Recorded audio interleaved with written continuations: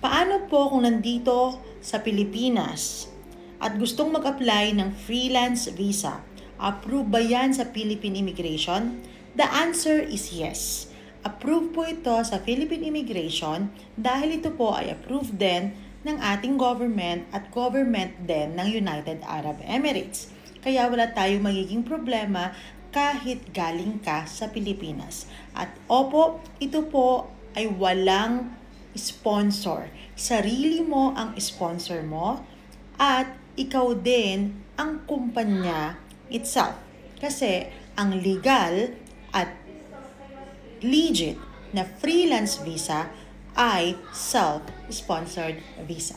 Salamat po sa iyong katanungan. Sana okay itong aking sagot and give me a heads up kung nais nyo nang magtuloy sa legal na freelance visa.